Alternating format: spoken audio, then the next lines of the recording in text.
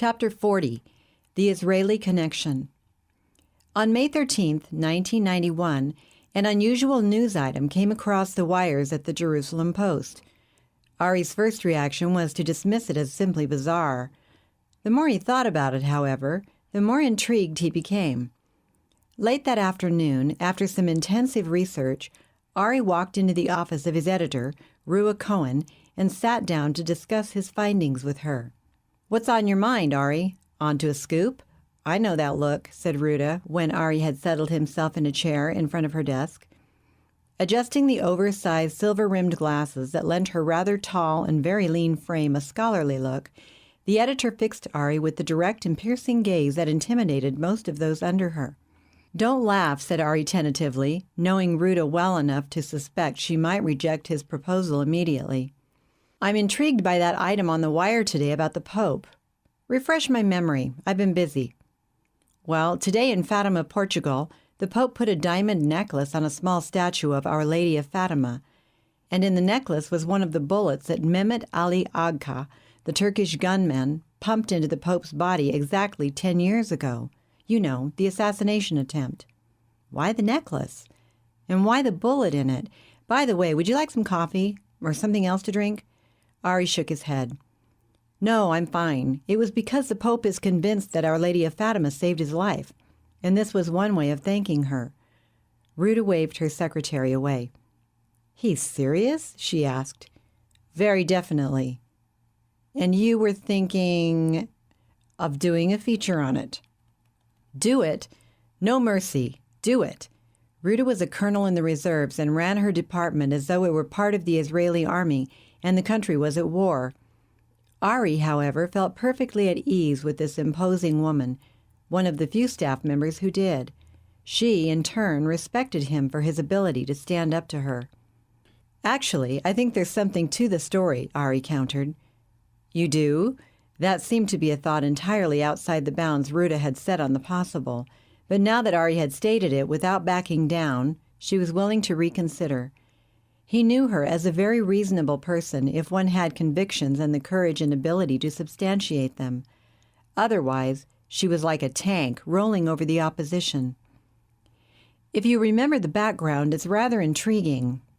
"I vaguely recall," responded Ruta thoughtfully, "that the assassination attempt occurred on the anniversary of the first appearance of Our Lady of Fatima." "Yes, she first appeared on the same date, May 12th in 1917, interjected Ari. "Right. Probably a coincidence. No one can prove it wasn't. And so what? If that were the whole story, I'd agree with you and make a good satire out of it, which my readers expect from me now and then," returned Ari respectfully. "But there's a lot more to it. I've been researching it all day, and the more I've dug out, the more intriguing it's become." "Go on." "There are so many alleged appearances of the Virgin Mary all over the world. Even if most of the apparitions are written off as hallucinations, there's still a core that can't be explained away." "Sounds like what the kooks say about UFOs." "Not just the kooks. That's too simplistic. Some of the most credible researchers have pointed out similarities between UFO appearances and the apparitions of Mary." "That doesn't impress me. Next you'll be saying she rides in UFOs. "That's not the point. Let me remind you that in this woman the Roman Catholic Church has a secret weapon with a powerful worldwide appeal, even to non-Catholics. Something that fits the mood of the times. You know, feminism, women's lib, goddess worship." "I wouldn't call virginity very popular," came the quick response. Knowing Ruta, Ari took that sarcastic remark as a warning sign and hurried on. "Let me finish. There's much more. The Pope believes in many of these apparitions of Mary and is devoted to her in their various forms, like the Black Virgin of Jasna Gora, that sort of thing. She's been the patron saint and protectress of Poland for 600 years. The Poles really believe that. The Pope's going to lead a huge pilgrimage to Jasna Gora in August. They expect more than 1 million, mostly young people, from around the world. Pretty impressive, right? Millions have visited Medjugorje, you know, Yugoslavia, where the Virgin supposedly appears every day. These apparitions have a huge following." Ruta was now drumming impatiently on the desk with her fingers. It was her way of saying that the subject matter hadn't caught her interest, and the interview was about to end. "Look, you can't just brush this off," insisted Ari. "The Pope is the most highly respected world leader today. He's consulted by Bush, Gorbachev, and a host of others like Arafat. You've got to take this man seriously. You can't just dismiss his beliefs as ludicrous." Ruta gave Ari a "you can't be serious" look. "You mean you have to accept all that the Pope believes and become a Catholic just because he's a highly respected world leader?" Ari leaned back in his chair and laughed. "Very funny. Of course not. These appearances are something specific, unique. They're not dogmas pronounced by the Church. They're events that either happened or didn't. Something caused millions of people to think they happened. And if they did, then it seems to me we've got something here worth investigating." Ruta stopped drumming and placed her hands in her lap. "Okay, convince me." On that day 10 years ago, as the Pope was moving along through the crowd, he noticed a young girl with a pendant around her neck. It held a small picture of Our Lady of Fatima. He leaned over to bless her. Wham! 2 bullets that would have killed him tore through empty space where his head had just been. A lucky coincidence. "That's what I would have said. But there's more," persisted Ari. "While he was convalescing from the assassination attempt, the Pope had a personal visitation from Our Lady of Fatima. She gave him a sign and promised that one day, in the not-too-distant future, she'd give a spectacular sign to the entire world that would cause mankind to recognize and submit to the Pope's supreme spiritual authority." "Too incredible for belief," said Ruta brusquely. "Agreed, and that's why it's so intriguing, because the Pope obviously believes it completely, and I still say he's too credible a world leader to dismiss this as nonsense. I don't think he's hallucinating. As for the world recognizing his spiritual authority, Gorbachev, he's an avowed atheist, already has. He introduced the Pope as the highest spiritual authority on the earth to his wife, Raisa." Ruta turned her swivel chair to one side and stared out the window in silence. That was a good sign. It indicated that she was thinking seriously about the proposition. "And remember," Ari hurried on, "whether something is true or reasonable doesn't matter as long as millions think they have some basis, no matter how bizarre, for believing it. Listen to this. Our Lady of Fatima said that if the popes would dedicate Russia to her Immaculate Heart, she'd convert Russia and turn back the tide of communism from taking over the world. Now, who do you think is getting the credit for bringing down the Berlin Wall, delivering Eastern Europe from communism, and breaking up the Soviet Union? That's ludicrous. You think so, and so do I. But if millions of people believe it, that gives it tremendous power to mold opinion." Ruta was still looking out the window, apparently lost in thought. At last, she asked the inevitable question. "Where's the relevance to Israel?" "The Israeli connection is rather ominous. As you know, the Catholic Church has never recognized the right of Israel to exist. In fact, it's been our secret and extremely powerful enemy. I don't have to persuade you of that." Ruta swung around in her chair to fix Ari with a skeptical look. "And you think these apparitions of Mary have something to do with that? Come on." "Let me finish. Syria's Hafez Assad insists that ETIs and UFOs are going to establish peace in the Middle East. And according to the experts, as I've already said, there's a relationship between UFOs and apparitions of Mary. The Vatican, which promotes Mary, takes the side of the Arab nations against Israel." "Too tenuous," interrupted Ruta forcefully. "We couldn't print something like that." "You still haven't let me finish.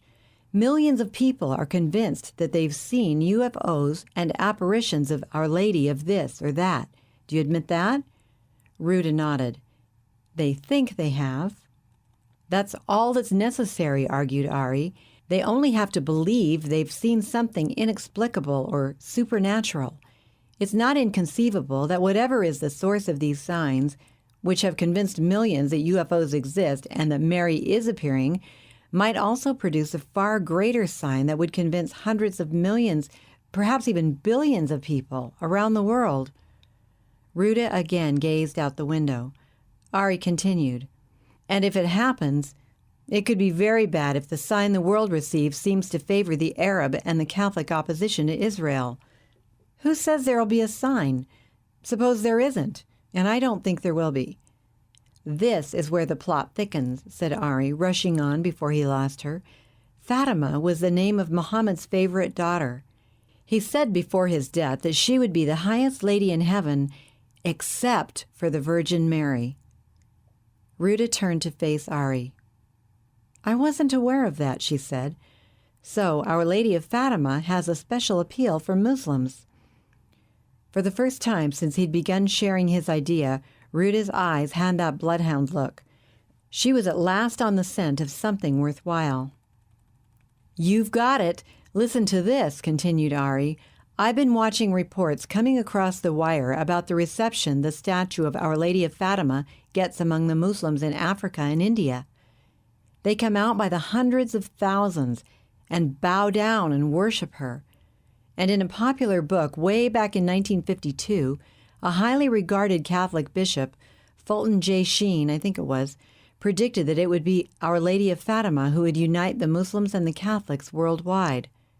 Ruta stood to her feet abruptly. Ari did the same. "I'm still not convinced," she said, then added grudgingly, "but I think you may be onto something worth exploring. Go ahead and do some more research and let me know what you come up with." That night, intrigued by his new project, Ari worked later than usual. It was such a beautiful evening that he decided to walk all the way to Jakob's apartment instead of riding the bus. It would take him less than an hour, and he needed the exercise. The weather had turned hot recently, but with darkness settling and a moderate breeze blowing up from the Mediterranean, the temperature was dropping, and the evening was now very pleasant. It was more than a year since Ari had arrived in Jerusalem. He had to confess that the city had grown on him. It had a vitality, a sense of expectancy, of being on the verge of something exciting that he had never experienced anywhere else in his years of traveling the world. Darkness had descended, and the streetlights had come on by the time Ari, coming down Shlom Zion Hamalka Street, reached the junction and turned onto Mamila. Crossing the Hinnom Valley, he thrilled to the sight of the Jaffa Gate, straight ahead. David's Tower rose on the right, and the parapeted city wall, dating back to Crusader times, stretched out on either side. With the floodlights illuminating it, the ancient wall looked unreal, like a giant movie set. As he approached, it loomed above him in timeless beauty. Choosing not to use the Jaffa Gate, he wanted to avoid the Arab quarter, Ari proceeded to his right along a narrow path that zigzagged its way up Mount Zion. Reaching the base of the ancient wall, he joined a broad walkway that would take him into the old city through the Zion Gate, still pockmarked with bullet holes from the Six-Day War of 1967. Ari had not gone far along the deserted promenade when he noticed the familiar figure standing in the shadow of the Armenian monastery about 50 feet ahead, obviously waiting for him.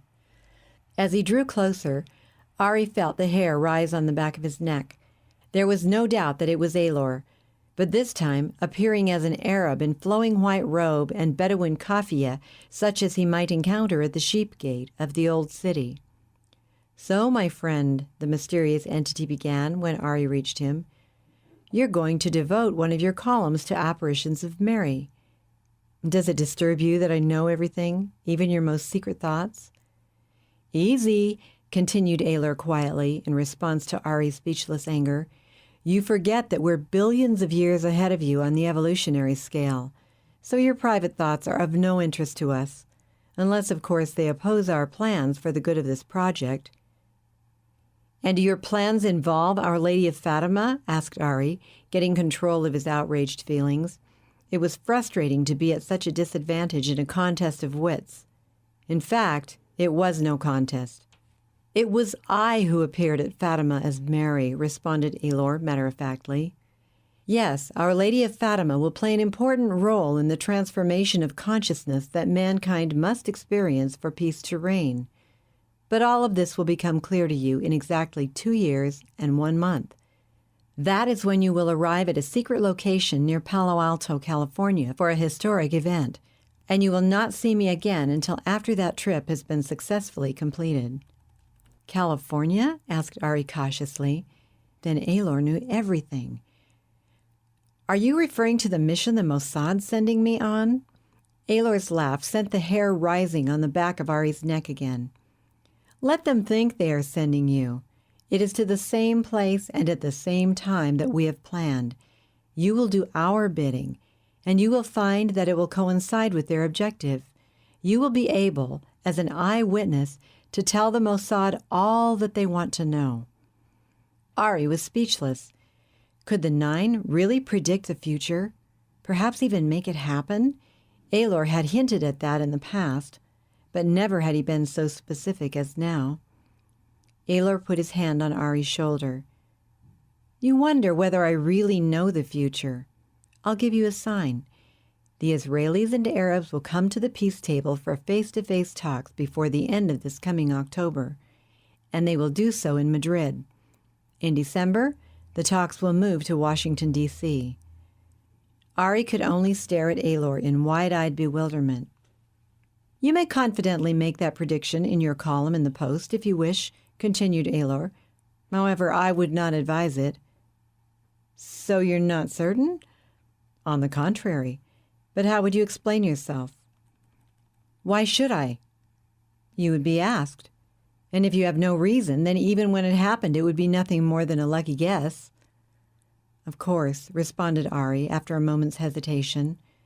"The sign I have given shows our deep interest in Israel reaching a peaceful settlement with its neighbors. In fact, we are the ones who will bring it to pass." "So there will be a peace agreement between Israel and the Arabs?" "Eventually, but no more about that now."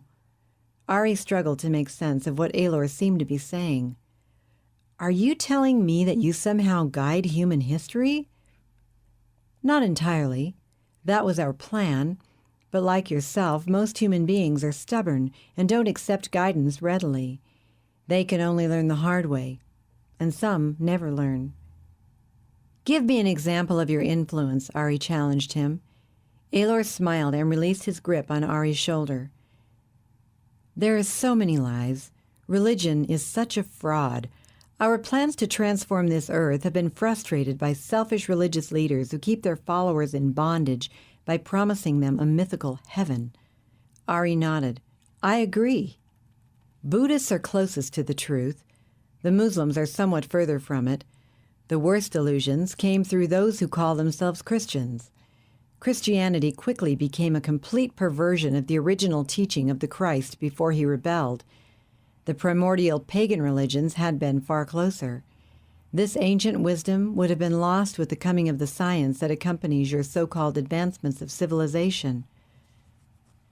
So we inspired the formation of many secret societies, such as the Freemasons and Rosicrucians, to preserve the ancient mysteries until the day when the power of the gods would pass to men and a new age would dawn." Aylor took Ari by the arm and gently propelled him forward. "Come, my friend, let us walk together." Ari obeyed as in a dream, perplexed beyond words. There was silence for a few paces. Then Aylor continued. "The Emperor Constantine followed much of our guidance, blending Christianity, which had wandered so far astray, back into the mainstream of paganism. It became known as Roman Catholicism. For peace to prevail on earth, all religions must yet be united under one head, and we have chosen the Vatican to be the headquarters. The present Pope is on the right path. Mary is the key. The genuine apparitions are appearances of one of the nine and will yet play a major role in effecting religious unity. Your interest in this subject indicates that you, too, are on the right path." Ari shook his head in bewilderment. "You speak in riddles." Again that confident, all-knowing smile from Aylor. "It only seems so at this time. When you are in California and meet the one we have chosen to rule the new world order, you will begin to understand. He is a Jesuit. He will use the Roman Catholic Church and its Pope to effect worldwide unity of religion. And then, my friend, we have them." Aylor smiled. The worst roadblocks to peace are Christian fundamentalism and Zionism, continued Aylor. Both must be eliminated. Jerusalem is central to our plans. It must be internationalized, as the United Nations has already decreed, and as those stubborn Zionists oppose. The belief that Messiah will rule the world from the throne of King David in Jerusalem must be removed from Jewish consciousness. For that purpose you have been chosen. For one fleeting moment, Aylor's face revealed beneath the mocking smile a mask of unspeakable evil. Ari blinked, and Aylor was gone. That elusive expression on this mysterious being's face had been terrifying, but it faded from Ari's memory almost immediately, until he was no longer certain of what he had seen.